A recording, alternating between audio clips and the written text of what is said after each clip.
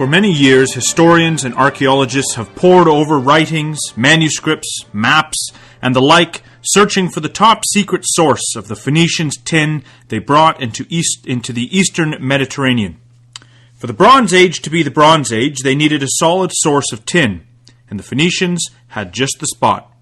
Only, they didn't like to tell anyone. Even the great historian Herodotus could not put his finger on it. But this week, the lab results are in, and we now have the confirmation that so many have looked for. Welcome to another edition of the Bible in the News.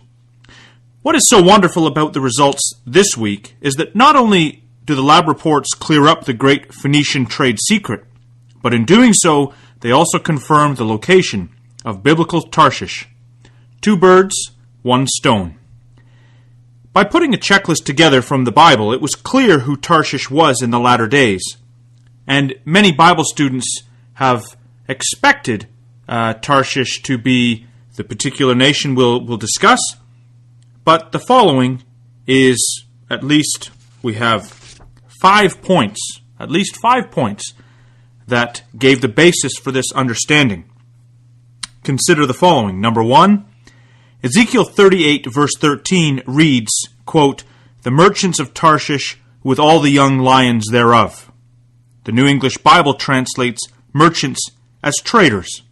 And from this we can clearly see that biblically Tarshish was a mercantile mother country with a national offspring. Number 2, Isaiah 23 verse 6 and 7.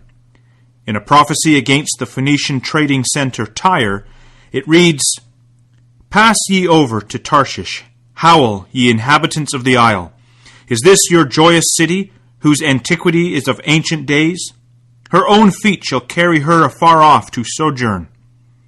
From this it was expected that the trading center of Tyre was to relocate to Tarshish, again underlying that Tarshish was to be a trading center and, quote, afar off, a long distance from the coast of the eastern Mediterranean.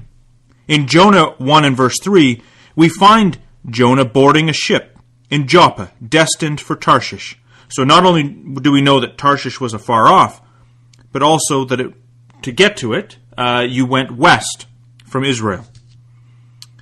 Point number 3. From a reading of Isaiah 23, the entire chapter, it's clear that the nation of Tarshish was not only traders, but were known to be sea traders. Thus, the repeat in that chapter of the ships of Tarshish. Point number 4. From Isaiah 60 verse 9, in a prophecy of the rebuilding of Zion, we find that the nation of Tarshish would turn to the God of Israel and be involved in bringing the Jews home. It says that, "Surely the isles shall wait for me, and the ships of Tarshish first, to bring thy sons from far."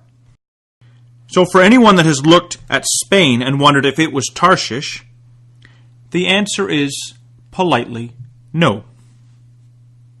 Spanish Inquisition, not so much of helping the Jews.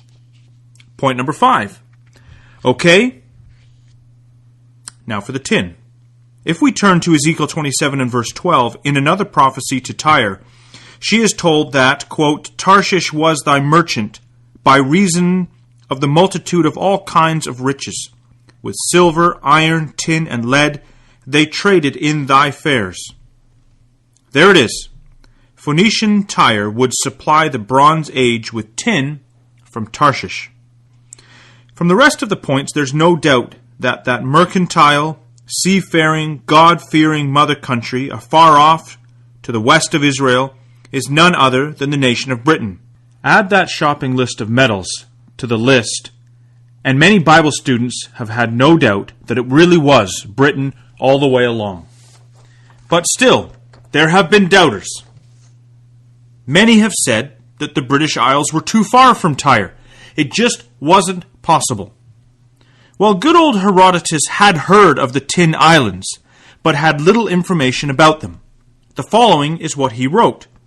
He says, "About the far west of Europe, I have no definite information, for I cannot accept the story of a river called by non-Greek peoples the Eridanus, which flows into the northern sea, where amber is supposed to come from. Nor do I know anything of the existence of islands called the Tin Islands, whence we get our tin. In the first place, the name Herodotus is obviously not foreign, but Greek, and was invented by some poet or other. And secondly, in spite of my efforts to do so, I have never found anyone who could give me first-hand information of the existence of a sea beyond Europe to the north and west.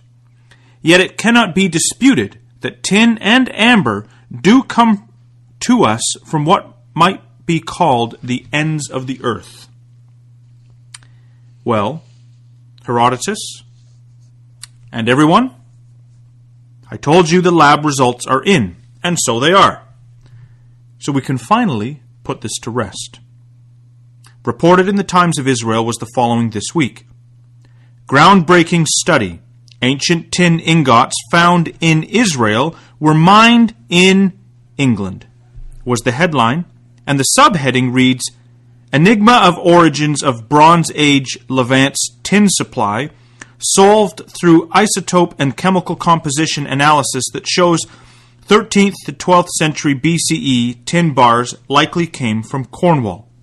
In the article it reads, quote, in a paper published in June on the open access peer-reviewed scientific journal PLOS 1, the authors analyzed 27 tin ingots, or blocks, from 5 sites bordering the eastern Mediterranean Sea. For decades, researchers have debated the origin of tin used in ubiquitous precious bronze throughout the Levant during the Eponymous era, from the late 4th and 3rd millennia BCE.